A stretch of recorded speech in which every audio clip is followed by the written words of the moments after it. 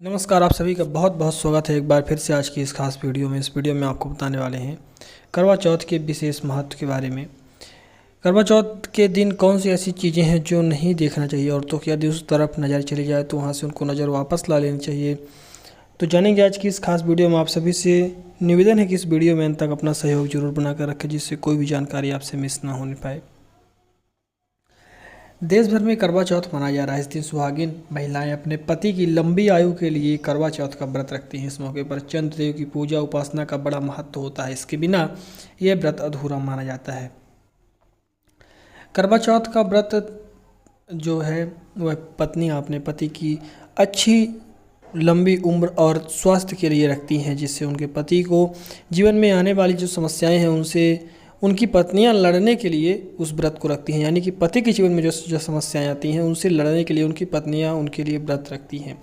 उनकी समस्याओं से उनको सुलझाने के लिए उनके लिए व्रत रखती हैं। तो इसलिए इस व्रत का बहुत ज़्यादा महत्व है। साथ ही इस दिन सुहागिन अपने पति की दीर्घायु और अच्छे स्वास्थ्य के लिए करवा चौथ का निर्जला व्रत रखती हैं और चंद्रदेव को जल अर्घ्य देने के बाद ही व्रत का पालन करती हैं। इसके बिना उनका व्रत अधूरा माना जाता है। यह पर्व पति पत्नी के अटूट प्रेम का प्रतीक माना जाता है। करवा चौथ के दिन महिलाएं सरगी खाकर व्रत की शुरुआत करती हैं और चांद की पूजा के बाद ही अन्न जल ग्रहण करती हैं। ऐसे में इस शुभ मौके पर सभी विवाहित महिलाएं चांद के दीदार का बेसब्री से इंतजार करती हैं। करवा चौथ का व्रत जितना विधि विधान से रखना चाहिए, उसी प्रकार से करवा चौथ के कुछ नियम ऐसे भी हैं जिनका पालन यदि आप नहीं करती हैं तो उसका संपूर्ण फल आपको नहीं मिलता है। क्या है ऐसे नियम, चलिए जानते हैं आज की इस विशेष खास वीडियो के माध्यम से। उससे पहले यदि आप चैनल पर नए आए हैं तो चैनल को अभी सब्सक्राइब कर लें और इस वीडियो को लाइक कर दें। करवा चौथ के दिन ऐसी कुछ चीज़ें हैं जो हमें नहीं देखनी चाहिए, जिनका देखना हमारे लिए अत्यंत अशुभ होता है और इससे हमारे मन में नकारात्मक ऊर्जा आती है और हमारे मन में बेफालतू की चीज़ें चलने लगती हैं। सर्वप्रथम चीज़ है कि कोई यदि लड़ाई झगड़ा कर रहा है या कोई किसी की चुगली चपाटी कर रहा है या कोई किसी को बुरा भला बोल रहा है, गाली दे रहा है, तो यह सब चीज़ें हमें करवा चौथ के दिन बिल्कुल भी नहीं देखनी चाहिए, ना ही सुननी चाहिए, ना ही बोलनी चाहिए।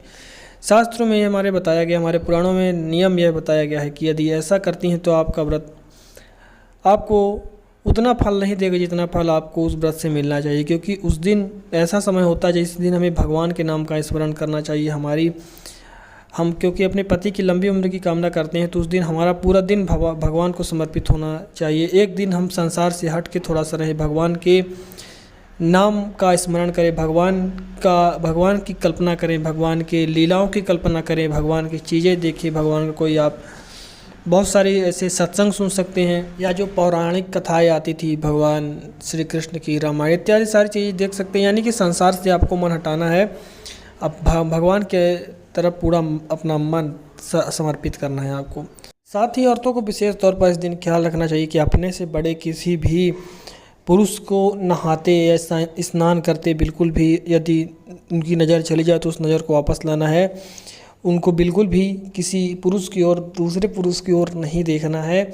खासकर जो नहा रहे हों, जो ऐसी स्थिति में हो, उनको तो नहीं देखना है बिल्कुल भी। यदि नज़र धोखे से चली भी जाए तो वहाँ से नज़र आपको वापस ला लेनी है। इसके बाद जैसे कि कुत्ता कोई रो रहा है, रोते कुत्ते की ओर नहीं देखना चाहिए। फिर रोती हुई बिल्ली झगड़ रही है या कुत्ता रो रहा है तो उसकी ओर बिल्कुल भी नहीं देखना चाहिए उस स्थिति में आपको, तुरंत जब ऐसा हो रहा हो, क्योंकि ऐसी स्थिति को बुरा माना जाता है। हमारे यहाँ हमारे शास्त्रों में बताया गया है कि जब कुत्ता बिल्ली रोता है तो कुछ अशुभ घटना होने वाली होती है।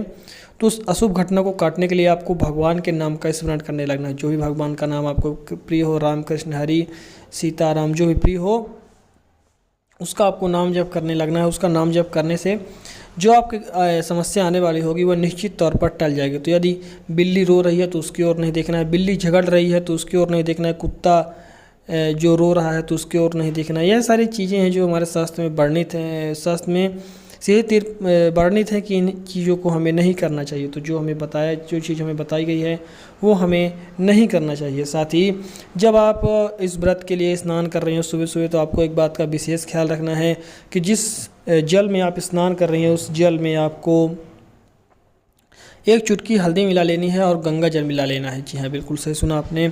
जिस जल से आप नहा रहे हो उस जल में आपको एक चुटकी गंगा जल और माफ़ करिएगा, एक चुटकी हल्दी और गंगा जल मिला लेना। इससे बहुत बढ़िया इसका लाभ आपको देखने को मिलेगा। आज की इस वीडियो में बस इतना ही। मुलाकात होगी आपसे फिर से किसी वीडियो में, किसी खास वीडियो में, किसी मुख्य जानकारी के साथ। धन्यवाद।